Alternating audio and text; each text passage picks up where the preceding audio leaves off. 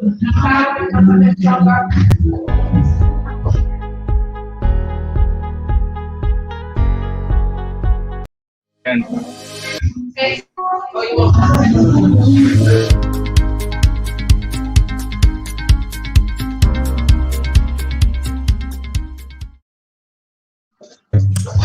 hello everyone, welcome to another episode of Money Talks. My name is Francis. Money Talks is about conversations about personal finance, money, and building wealth. And on today's episode, we are going to be having a very interesting conversation following some of the feedback we got from one of our previous episodes around black tax.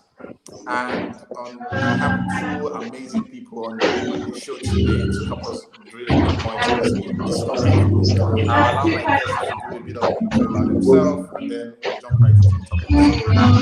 So, Josh, do you want to start us off? Just a like 1 minute intro, just about yourself.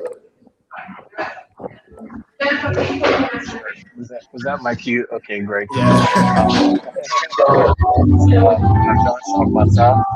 I work in Incremental. I'm an entrepreneur as well. I'm an advisor as well.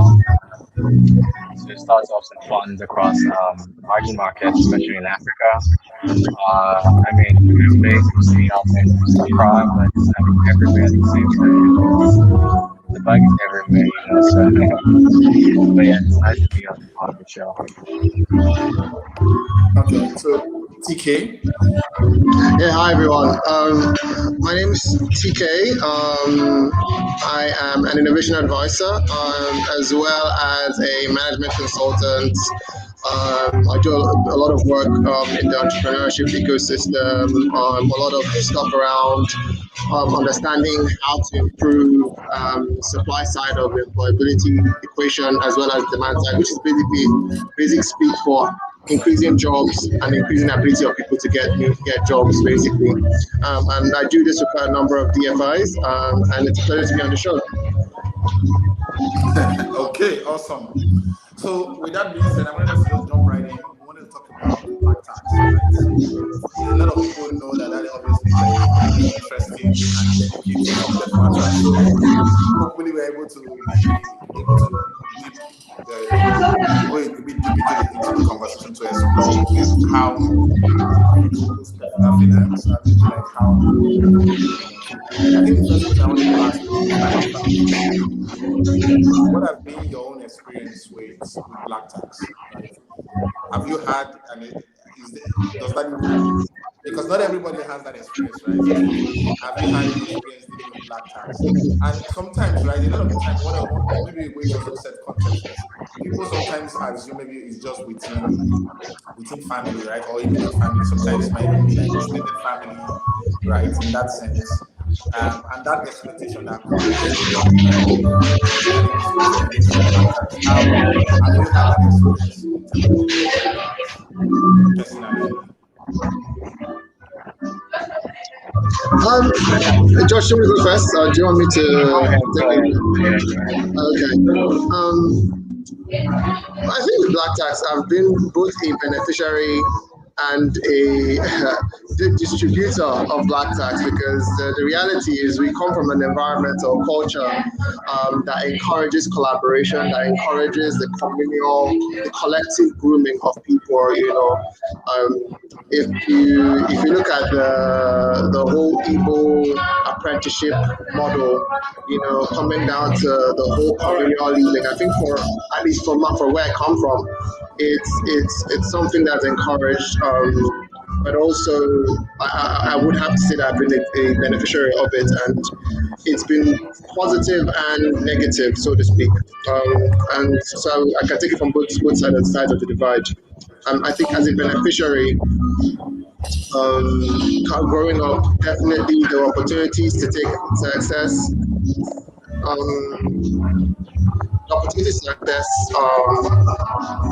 education opportunities globally when I had to go for my master's, and I know that I couldn't run that on my own. So at least I know that I got some form of sponsorship from my relatives to enable me to achieve that. So sure. So basically, I was a beneficiary of it.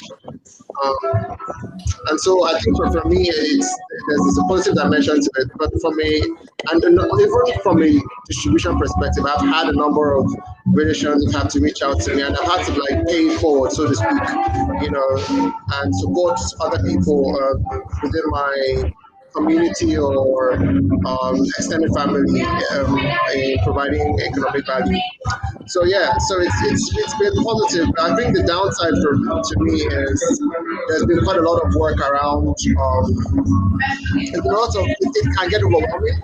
I think for me, because people tend to have certain expectations that you have, so you must always give. I think sometimes it can get to borderline. It becomes a demand as opposed to a request. So that's where the main issue is. People have this perception that you benefited from it now. You have, so you have to give it. That entitlement mentality, like you say, in the country, and so it's trying to set that expectation right. That has always been the main thing for me. So I think there are a bunch of ways I'm going about managing, but I think I'll discuss that in details later as we move along with the conversation. Josh. Okay. I like the fact that like you have like that both sides of the divide, so that would make a very interesting conversation. Josh? Yeah. So I'm going to be honest in saying that for some reason, my family hasn't really put that much pressure or any pressure at all, and so that's something I consider privilege because I've been in other parts of the world, in North America, in Europe, everywhere. I mean, I see what Black people have to deal with, sending money back home, not just to family, to relatives. And so personally, I don't have my immediate family doesn't put that pressure on me. My extended family, I don't have that much of a relationship.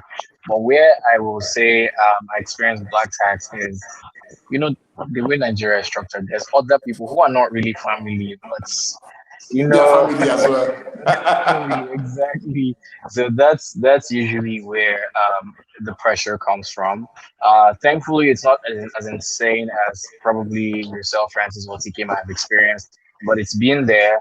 And ultimately, I think what I've come to realize is black tax is a crucial part of the economy in Nigeria. Actually, I mean the remittances from outside of Nigeria are a crucial part. I was looking at the chat last week, before this conversation, and I realized that in the last 10 years, the amount of money that has come into Nigeria by virtue of remittances is literally, it's a lot. In 2019 alone, it was about 17.6 billion dollars, right? And so That's a it's lot. insane. Yeah, it's a lot. $17.576 billion. That's 2019 alone.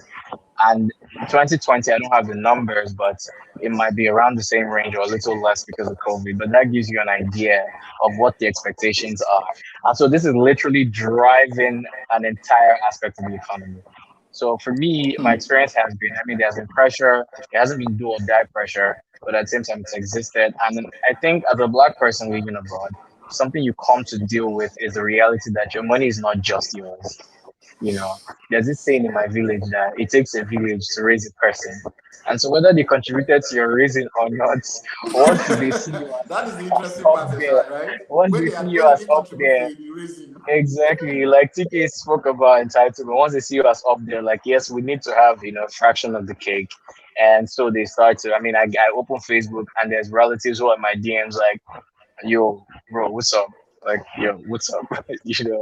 And so it's something, while you make money abroad, you subconsciously dedicate a fraction of your earnings, to black tax. It's just something we black people have to deal with, fortunately and unfortunately. And I think for me, like the biggest part, like I like what like so the angles you guys have talked about it, like even going back to like what TK said about like even like that Igbo apprenticeship system in terms of like how do we people even in the early days where people will see communities or even families saying, okay, you know what, how do we sponsor this child to go to school, and that helps others to go to school, that cycle. For me, I think where the very interesting and weird part, like what you said, is obviously that entitlement piece, but it's also the piece where sometimes the the tax is not even financing things that are like incremental in value. So it's more into like, oh, I just want to enjoy myself, right? As opposed to this person is actually, oh, they are starting up a business or they are going to school, where you can say, okay, you know what, helping this person, it makes sense, right? Yeah. Or where there is that demand. I've actually heard a case where somebody was like, hey, here's my account number, send money. I was like, dude, there wasn't a conversation around, do you have, or can you spare? It is now kind of now a demand. End of month is coming. How far? Make sure you send the money. I like.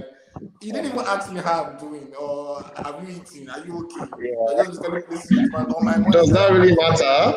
How you're doing matters. What is my business if you eat? What is my business if you eat? So for me, that is really what is really the most interesting part. And I think the biggest piece also that I've seen and I wanted us to talk about is I've also seen people which obviously is the interesting dynamic of a lot of people are in a place where they are not even financially a bit or financially stable, but then there's already like extreme demands on their finances. Right, and I feel like for me, or that scenario is almost a case where, yes, you also have a responsibility that you need to support, but then it puts you in a position where even the individual is not even able to grow himself because the person is not even able to take up his own financial needs, cover his own bills, but then there is already expectation. I've heard people say there's family expectation up to like 60% or 70% of their income. If you take that out of what they are earning monthly, how then are they going to be able to cover their own bills and be able to even grow financially, right? And so the bigger question is, how does that, obviously we know it affects people on their personal finance deeply, right? TK, from your own perspective, how has that affected you because yes, there's a financial demand, like you said, or even like maybe in terms of that thinking, what is like maybe an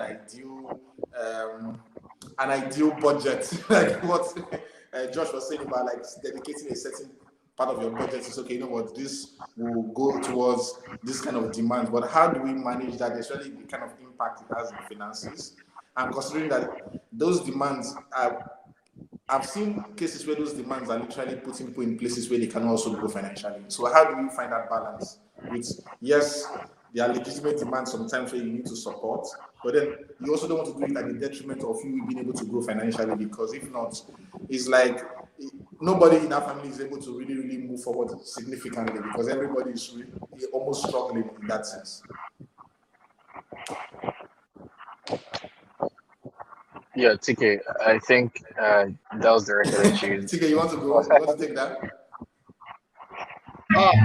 Okay, so sorry guys for the background noise. I'm at a cafe, so I apologize.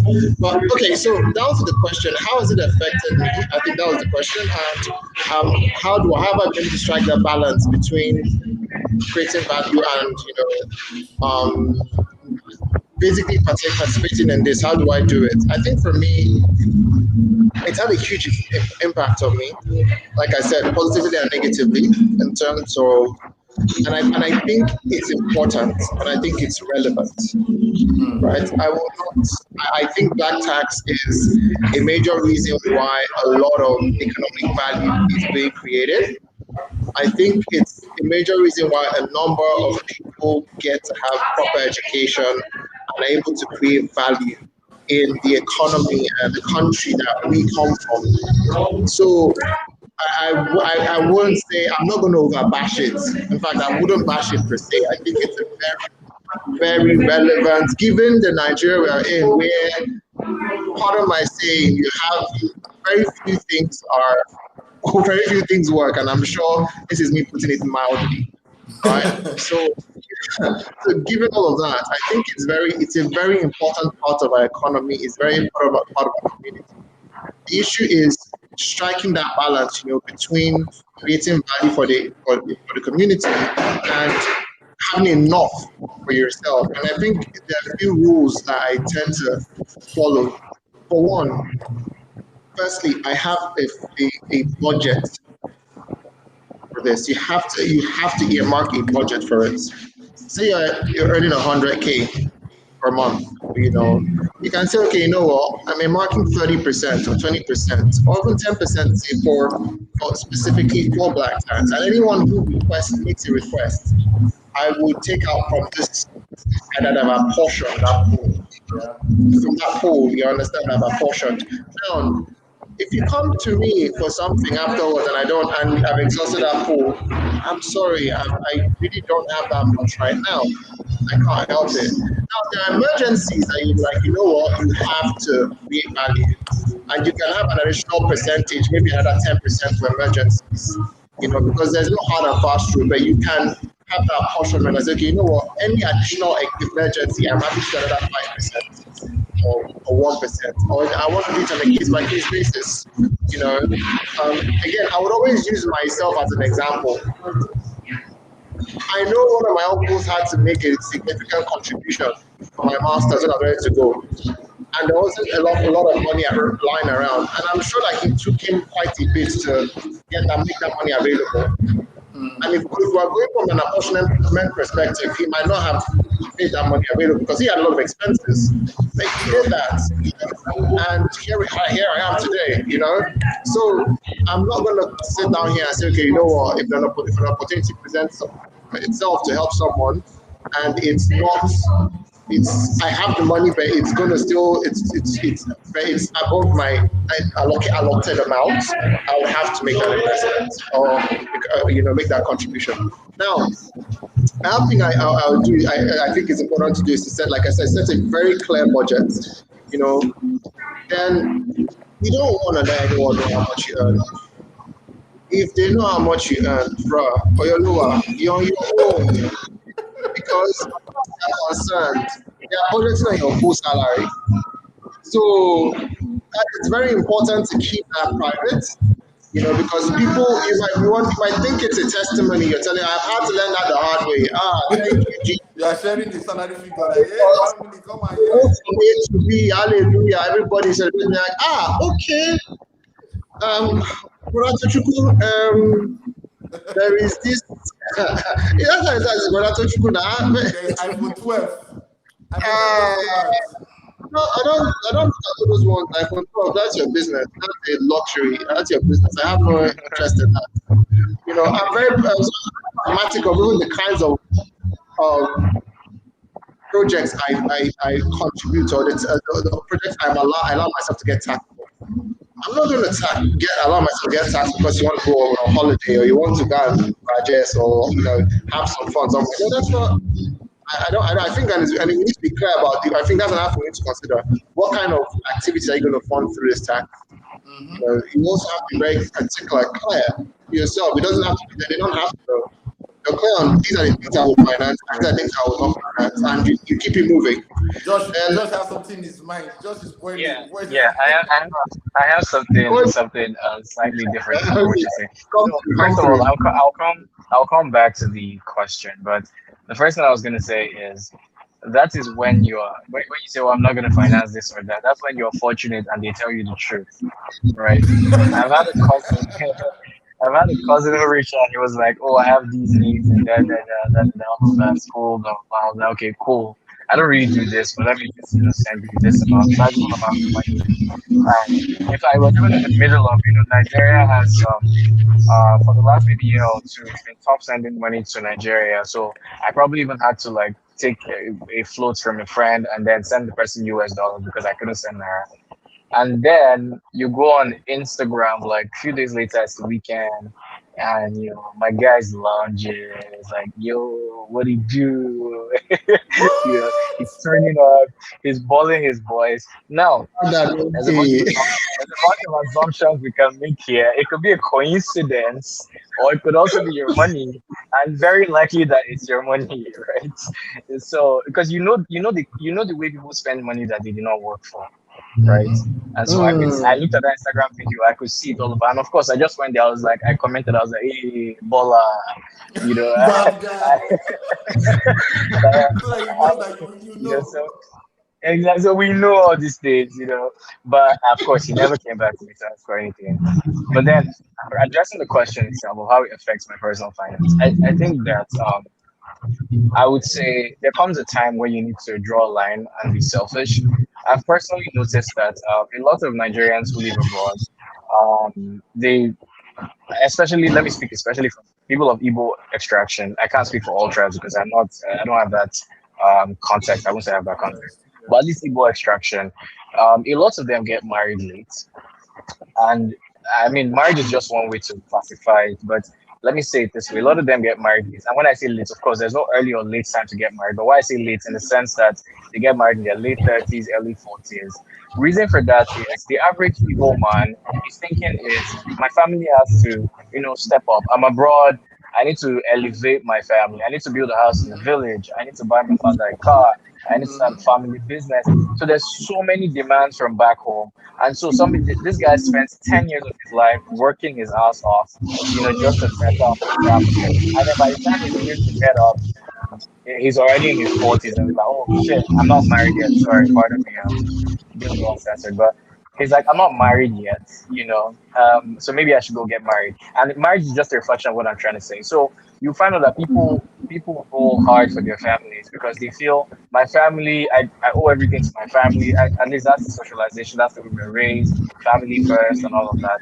And so, but what I've come to realize, it does affect us personally in the sense that my perspective has always been you need to stand first before you carry somebody else, right? Sure. So I don't know what your objectives are as a person, but if my objective is to start a family and do certain things, I will support my people back home to the extent that it allows me to To measure up still to be my able to. personal objectives.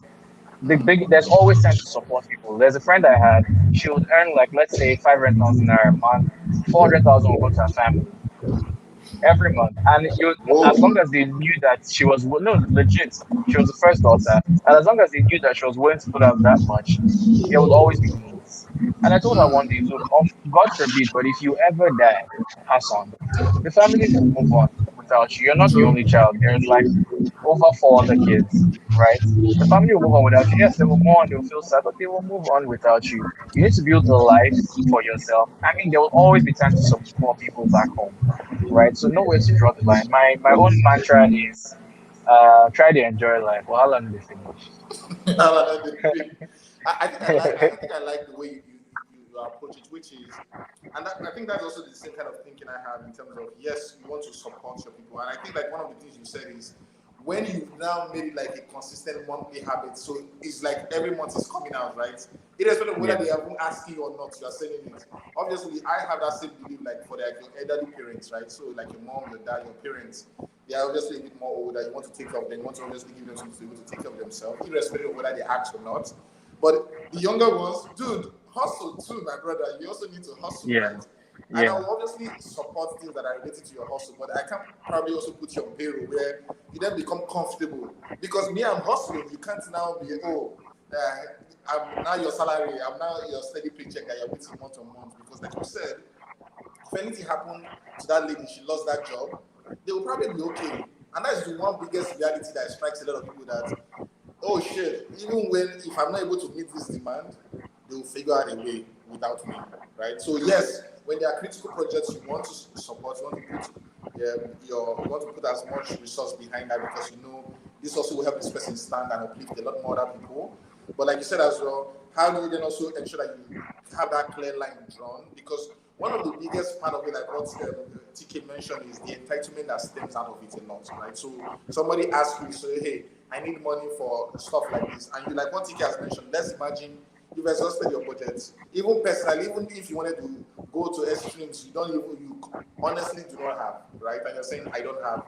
But the person is not understanding and is even feeling like, I asked you for something and you're not giving me. That for me is where the dynamics about it's always very interesting and it's kind of very hard to manage that piece of it because people are like, oh, if I ask you, you should just give it to me. You telling me no is almost like is a no-no. And they might even go as far as even telling others. I've had cases, I've heard stories where people ask mm, for money, and if you don't give, they start telling every other person, oh, that person is a bad person. I asked him for money, he didn't give me. And that is neglecting all the times you potentially even giving them money previously. So yeah, that is a very weird and interesting dynamics. yeah, yeah. And something to add to what you said, I realized that for the elderly, of course, your aged parents, your whoever really it is that this person is past retirement or what have you, that's fine. But there's like young people, and then you'd find out that some of these young people, there's many ways I can support you, right? I don't have to send you money all the time. I work in venture capital, right? I run a startup, a business, I do stuff. I have certain ways that I can support you in terms of like influence or in terms of like introduction. I can help you work on your pitch deck. I can introduce you to potential investors. Heck, I can even be an angel investor in your business, right? So the point is, there are many ways I can support you. It doesn't have to be money, right? Those things qualify as value that can be helpful, but many of them don't want that kind of support. They want, give me the Hard money in cash. my hand. Let me be seeing it.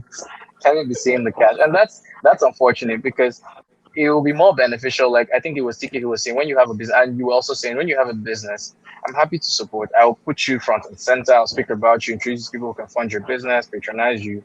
But no, they don't want that. And I think there's it, not to be judgmental, but I think that the way things are going in Nigeria now, the priority is money first before anything else, right? And not just money, like quick money. And so everybody Hmm. wants like quick money, and it's something that's permeated through the fabric of our society, especially young people, including myself. Like I'm not left out. The objective is quick money, and so anything that you're telling them that doesn't revolve around quick money, everybody's like, "Oh, if you're not talking about money, you're talking nonsense, bro." Like that's where we are now. So it's kind of sad to be And honest. I think that's the most interesting part, like you said, as well. If you look globally, obviously money is wealth. It didn't happen overnight, right? It's actions that people have taken consistently because, like you mentioned, everybody's like, look, I want to hammer. It has to happen sharp, sharp. If it is something that's going to take 1 year, 2 years, bruh, no, no, no, no, no. I'm not Yeah, ready to. That is too much time and effort. I want it to convert in the next 2, 3 months. And I'm like, for a lot of the people you've seen that they are doing it successfully, where it's a function of the actions and the decisions they've taken cumulatively over a period of time, right? And I think that is really like the core of the conversation is to say, how do people start moving from that distraction? Because it's also the reason why people also put money in things that are technically scams or Ponzi's because yeah, it's that quick turnout. We want it now. yeah, Nobody, yeah, you yeah, don't understand what the investment is, but they have told you they'll give you yeah, 50% in 1 week, yeah. and you're not even asking yourself like, if that person can do this, why is he asking for money? Because that guy should be doubling his money and not. He shouldn't need anybody's money Exactly. at all, right? He shouldn't even tell anybody. Exactly. Exactly. Like, why are you telling me? I'm confused. Like why you? No, it's true now. If any one of us on this call had a system that was literally doubling your money every week, do you think you would literally just lock yourself Bro, in one room? like, you will see me for like 6 months. You know? So I just tell everybody I'm traveling. so now I want us to flip back. I think I like one of the things Tiki said earlier, which I think is also very interesting about from family value as well from black tax, right? In terms of how that is helping, how that has helped a lot of people for education, to further their education, to start their businesses, to also better their communities and their families. And Josh, you also mentioned something about like the amount of inflow. It's a huge part of our GDP, whether we like it or not. Remittance is a huge deal in this country, right? Because you have that subset of people literally financing a lot of the activities happening in the country, right? From that black tax that is coming into the country. Obviously, the question is really whether that capital is being productively deployed is a different conversation, but at least that is coming in, right? And I think the question which TK already started treating a bit was, what are some of the benefits that black tax obviously provides, right? What model, what are those, some of the models, like one of the ones obviously that is a huge case study, informally obviously I would say would be like the Igbo apprenticeship system that at least is now a lot of people are talking about because of the impact and how that has helped a lot of people also set up their own businesses. And so it, like you said, not just talking about all the challenges and all the issues that comes with black tax, but also what are some of the benefits that black tax could pose if it is done right? Because I feel like yes, the biggest pain point with black tax in some of its form, especially maybe in the Nigerian context, is when it is then being used towards or being asked and being used towards things that are not income generating or personally career improving in that sense, right? It is to fund lifestyle. Oh, I have this wedding I'm going to. I want to buy a shawty, come and give me money. And you're like, I don't even know the people that are getting married and you're asking me for money to go and buy clothes, right? Why? So maybe just for us to talk about what are some of the benefits as well that come from black tax. Okay. In terms of merits, I think I had already covered some of them. But even coming from the dimension you've mentioned, right? You're talking about black tax as in terms of people want to go for Owambe, they decide, okay, they will reach out to their cousins to give them money for Owambe. All of these things. Oh, okay. I think maybe he's trying to because of sound. Okay, so Josh, maybe we can start continue with the conversation until he comes back. Oh, sorry, guys, I'm here. So the idea is this, right? Even though we don't want to admit it, that's an economic activity occurring, right? Because what that means is there is more quantities of ashrebi. It means whoever is selling ashrebi material has more money to spend, to pay salaries, to give more people, to pay salaries, to get their children educated, etc. People that are being paid salaries can use that money to buy food, So at the end of the day, it's as much as we don't want to admit it, that's an economic activity occurring across the value chain, right? So ultimately, I think black tax is very important, especially again for Nigeria, where 85% of our foreign income is generated through oil. I think it's even more than that now. When you take that into context, you take into context the fact that FDI has reduced over the past, especially over the COVID period. I don't really have these numbers, but I'm happy to share them later on. You come to understand that it's very important that a lot of the shadow economy that is holding the country together is actually this diaspora income, which is basically literally black tax. Most percent, hard percent black tax.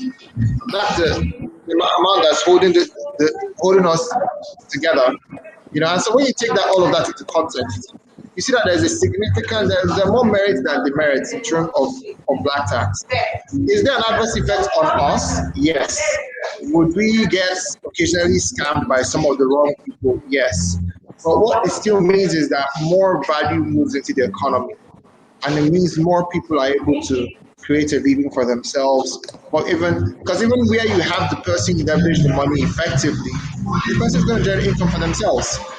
So really, I'm all for it. It's just figuring out a way to strike that balance. And I think that if you can, then it's effective because the merit should be to you as an individual and knowing your limits in terms of how much you can spend and how much you can give. If you can strike that balance, I think it's very, very crucial to our economy. Okay. Yeah. So Tiki spoke about numbers. So I think I was trying to reference numbers earlier on. Talking about direct remittances versus like FDI into Nigeria, for example. So I know FDI in 2020, which was last year. I was almost going to say 2 years ago. Meant to be in 2020. So FDI in 2020 was $2.6 billion. It was down from the previous year where it was $3.3 billion.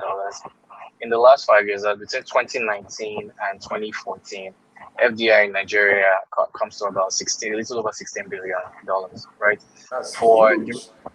for direct remittances, on the other hand, which is like majorly black tax, you're talking about in 2019 it was $17.57 billion, which I said already. And then for the last 5 years, that's from 2019 all the way back to 2014, it was approximately $49.6 billion. So already there, the numbers tell you all you need to know about the impact that direct remittances, aka black tax, has and can have on the economy. Because technically, no matter how bad things are on this side of the world, the difference between FDI and direct remittances is the FDI can take a break. Oh, this person's in government. We don't know if he respects the constitution of that. Direct remittances, black tax, like it's the same relatives. There ain't no break from that. So you have to keep sending money. In fact, the worse the economy gets, the more You More have Igbo to you say. see, right? And so, in making an argument for that perspective, I would say that to a very large extent, black tax powers the Nigerian economy to a very large extent. I'm going to say that, and also like when you talk about the Igbo apprenticeship system, you find out that a lot of I had a friend from way back, I think high school or so.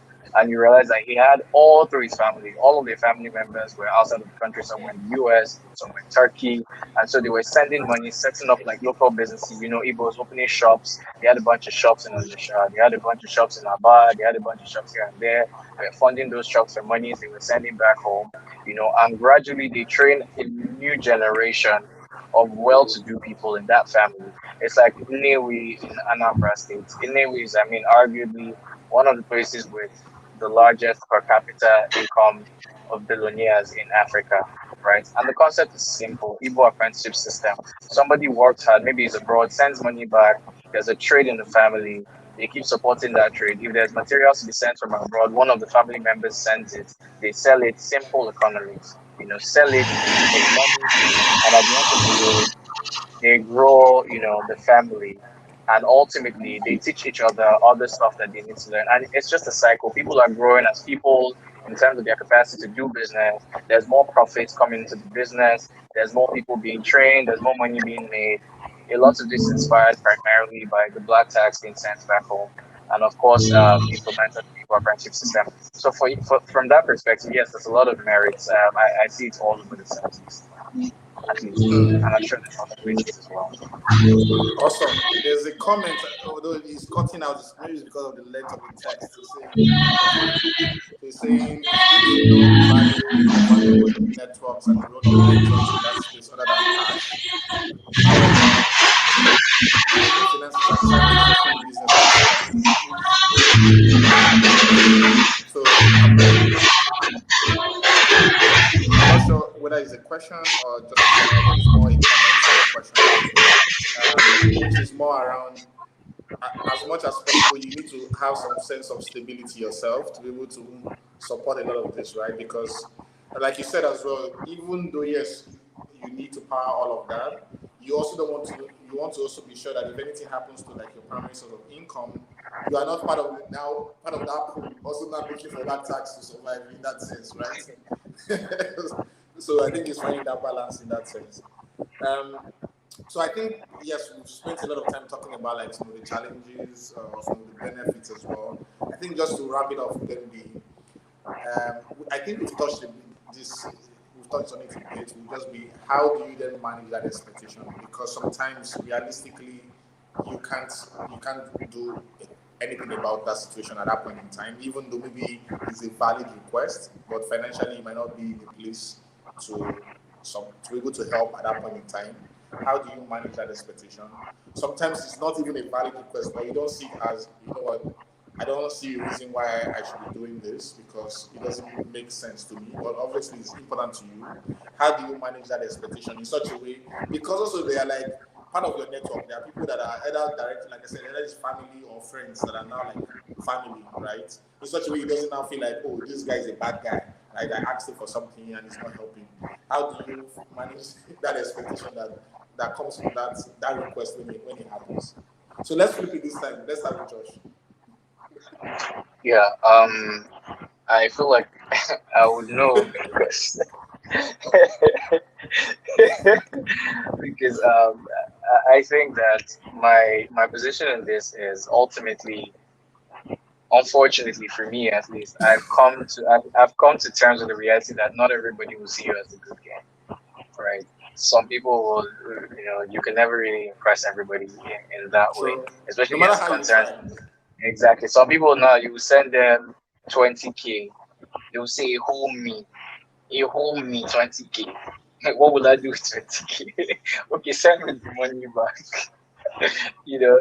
So the point is, I feel like in terms of managing expectations, like I was trying to say earlier, you need to at some point know where to draw the line. Consider black tax as one of the priorities that you have to deal with, not the ultimate priority. And so prioritize it like you would any other budgetary item, line item that you have to deal with. The same way you don't say, oh, I like sneakers, but then Adidas put out three sneakers this month, so I have to buy all of them. No, regardless of how much you earn, you're going to say, I'm going to buy one, right? And so I think it's also important to prioritize black tax as one of the boys or one of the girls, and not the entire list. And also, I think that I look at black tax from a long term perspective, right? I would rather be investing in things that can yield ROI, and things that can help people provide for themselves ultimately than just sending money back home. So when you come to me, I'm more interested if I can help. I'm like, yeah, what can you do? What can you run? What can you invest in? That's a better way instead of me. Because for as long as I keep giving you money, it might seem like I'm doing a great thing now, but none of us is growing because I keep taking from here and there's nothing replenishing, right? So, So ultimately, I'm encouraging you to do something productive, profitable. I'm happy to support that. And the final point on how expectation with black tax, again, I mean, you can't please everybody. How many times will I say that problem will finish? So do what you can, and I mean, they will survive without you eventually. Do what you can in love, and great sportsmanship, or from a good sense of the willingness to help. But ultimately, you can't do more than what you can. hmm, interesting. Okay. TK. I 100% agree. The reality is you can never please everybody. Even Jesus Christ, I know it's not a religious channel, but even Jesus Christ could not please everybody. Even Mohammed couldn't please everybody. You can't please everybody. So you pick your battles. You set your framework There's for no point how in you're even trying. don't try. You can't. You understand? You just set up your framework. And like I said, framework for me would include one, how much of my earnings am I happy to say I'm allocating as black tax? Right?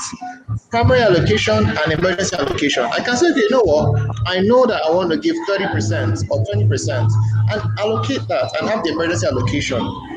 Now, what are the kinds of things I want to finance? Like Joshua said, I'm not about to start financing your baby boy lifestyle, your baby girl lifestyle. You understand? I'm very particular about the kind of things I'm going to finance. Feeding your children, education, starting a business. Those are the key things I would want to finance. And for me personally, I've taken a very different stance.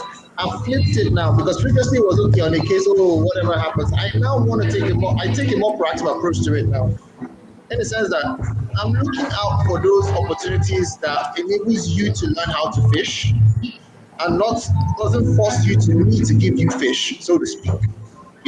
So if you come to me with a great business idea, I will critique it. I will try to understand how do I unlock channels for you? How do I help you grow the brand, etc. Right? But if you're always coming to me, because I'm observant, I'm not. If you come to me this month for money for this, next month you're coming for money for that, it's still going to be. It's not something that can easily be. Ah, okay. Because that No. was really, really interesting. So Yeah. TK, sorry, welcome guys. back. So you can't. Sorry about the background noise, guys. So you really can't. You have to. It's important to make sure that, like Josh said, it's a line item that it's a revenue generating line item, not a cost center. You understand? So there's value being generated, and that enables us to achieve some of these opportunities. It enables you to elevate yourself from that role of taking the burden on your own and creating more people that can also contribute to creating value like you would. So I think that basically wraps it up. Okay, thank you so much, guys. This has been so much fun. If you are watching us live, please, if you have questions, let us know or drop a comment. Um, we are just about, I think we've spent quite a decent amount of time talking about this. Thank you so much, guys, for a lot of the amazing insights. I have definitely taken a couple of things to also add to my own strategy and approach to dealing with this because, yes, um, I think the biggest takeaway for me, which I remember a few years ago when I told somebody, I said, look, I know how, like, my own journey, and I'm obviously not going to just make you say, oh, uncle, you're not going to relax and say you are going to expect. I need you to also hustle, right? So what is that hustle you want to build? Let me support that. Because like what TK said, that removes that demand for you to always fish for me, because now I've given you a tool that now is income generating and can take care of all your bills, and hopefully also help you the same model to take care of somebody else. And that is the way he extends, so that in a way now, that line item maybe only appears once in my book and it disappears for you, that individual, as opposed to every month you're on my book. The long-term value or the lifetime value of me having you in my book for long is going to be significant, right? Yeah. So how quickly I can get you to become able to stand on your own, it means that then I can then build other things as well, support other people in that sense. I think what I want us to do is to take one final words or final thoughts as we are about, so that we can wrap up this session. Again, thank you so much, guys. This has been really, really insightful. TK, let's start from you this time, so that at least let's go to our usual order. What are your final thoughts from That everything we we've do. spoken about? The people, there's a black tax ranking, so let's respect the higher powers. So please, TK. Oh, you're a case. but but I think on a final note, I think just pulling it all together, it's important, it's relevant. We just have to figure out more effective ways to make it happen. Like Josh mentioned, maybe is the better for it because they were able to figure out a way to optimize it. You know, I know I'm better for it, and I'm paying it forward because it was done the right way. So I can't refute the value it brings to our sister economy, right? I know that I have friends who are Indians who will tell you for free, it's also created value in most part of the economy, right? So ultimately, it's an important dimension to economic empowerment. We cannot dispute. I think it's just if we're able to do it right, set the right boundaries, and focus on activities that will create value for these people as opposed to what you call it, recurring expenditure and cost center expenditure. You know, I think we can be able to enable more people come into that economic bracket where they are taking up some of this burden, and we can be the better for it. Awesome. Thank you. Thank you so much. Josh, final words? Yeah, so I do agree also that it's black tax is important from a cultural perspective, from a family perspective. I mean, paying forward is very useful. I'm not going to dispute that. And so it's always helpful. I mean, sometimes there's people who, because again, we have to also understand the reality of the fact that majority of Nigerians, over 60% of Nigerians, even though the stats are always up and down, are living, below $2 a day. Poverty line. New exactly poverty line. The new Nigerian Bureau of Statistics numbers that came out showed that about 40 something percent of Nigerians are either unemployed or underemployed. And it sounds like just a percentage when you look at it at the base value.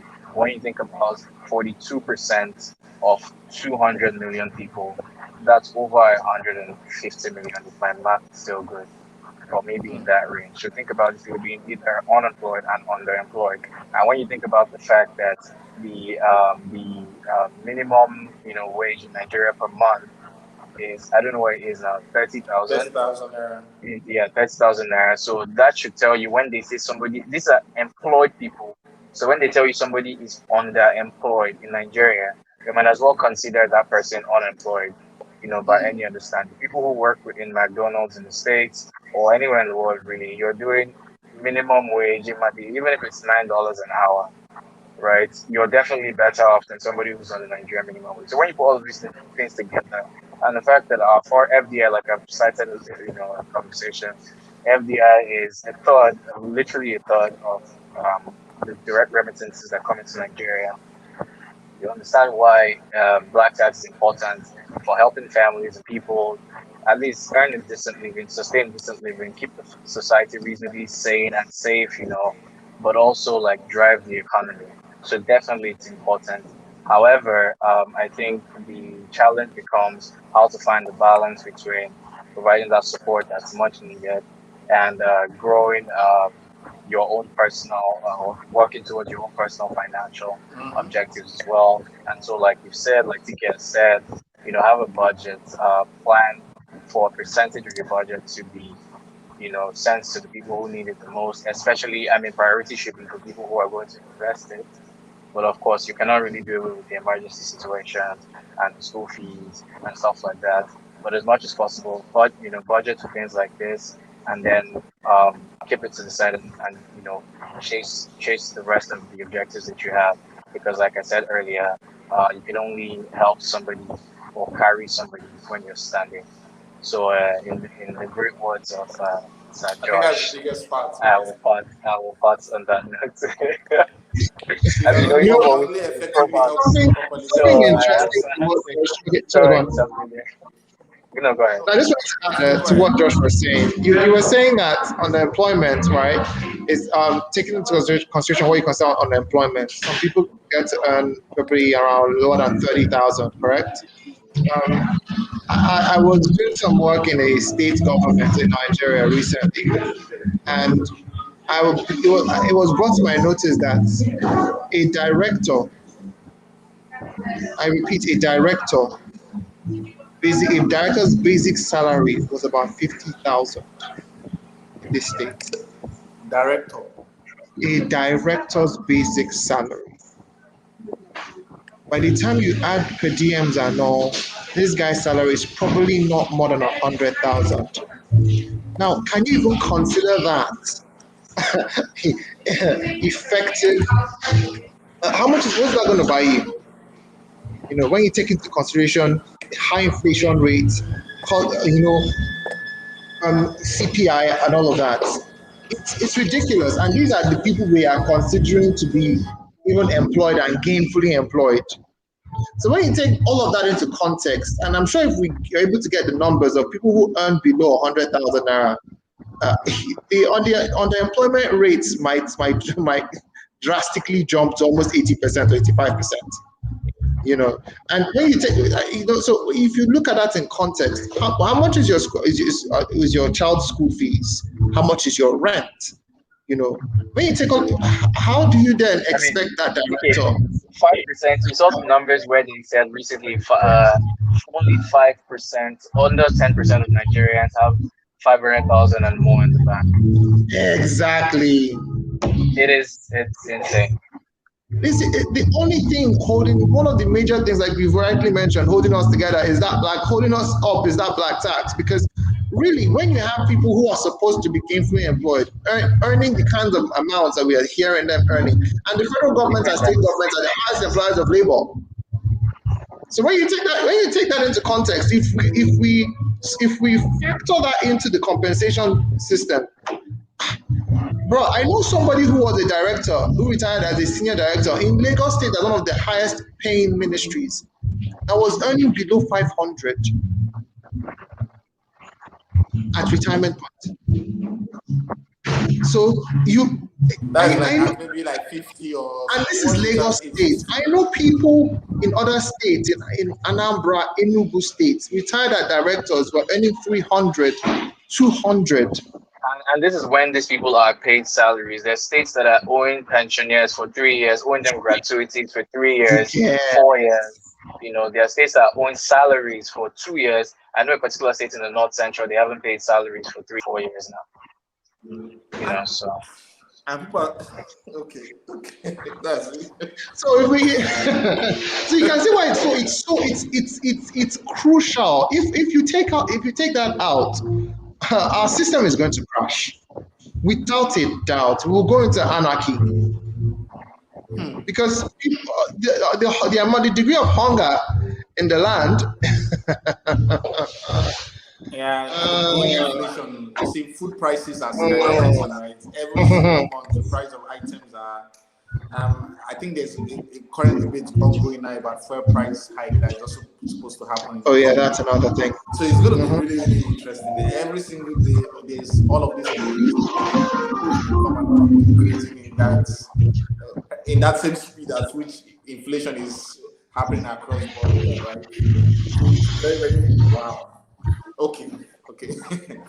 Thank you so much, guys. This has been a very, very interesting conversation. We definitely look to have you guys back on the show to discuss much interesting conversations. And like I said, the whole goal of this channel is to have conversations about money, personal finance, and wealth.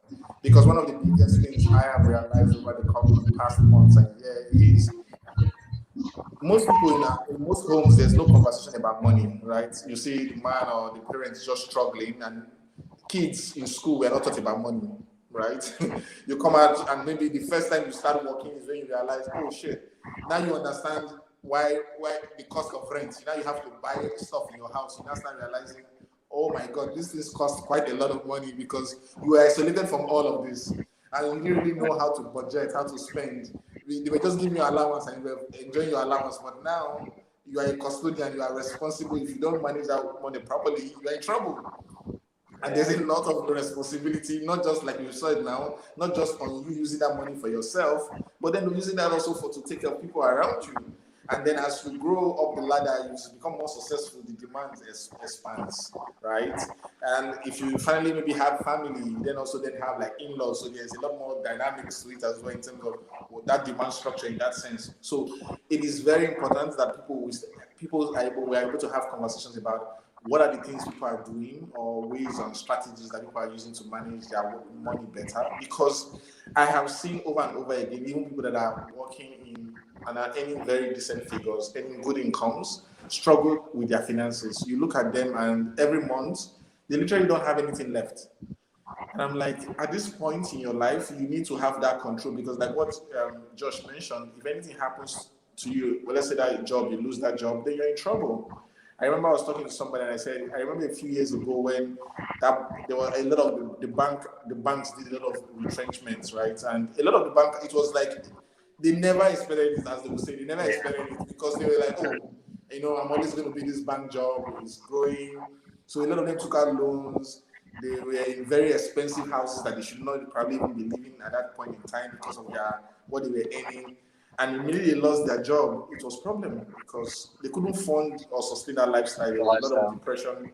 So how do people, yes, want to build wealth, but like you said, everybody's mentality is, I need to become a millionaire because of social media. Obviously, the influences of social media are saying like, hey, this guy is balling. Everybody now wants to present or act that they are extremely wealthy. But yeah, so which is another conversation we definitely need to have about like these social constructs that we've created, especially around like young people, and where we've now, it's almost like everybody, we are now in a very dynamic rat race to outdo each other, right? Because hey, he's living. If you are like in the context of Lagos, when somebody asks you where do you stay in Lagos, there's already like an expectation in the back of their mind. The answer you give them tells them a bit about you. If you say you live on the mainland, okay, where? And instantly they're going to classify whether you are struggling or you're okay. If you say you live on the island, where? Is here Aja? Is here Ekpe? And instantly, irrespective of whatever you live in a mansion in those places, it's just almost like you're already going to box you in a certain way and say, hey, you are hustling, or oh, okay, I want to associate with this person. And I also had the same thing with like contracts. So it's a very weird dynamics, but that is another conversation for another day. Once again, thank you so much, guys. This was really, really an interesting conversation. Thank you for spending close to an hour for us diving really deep into this conversation. And on that note, we'll wrap up this session. For all of you that are joining us live, thank you for being part of the live session, and we'll see you again next week. Thank you so much, guys.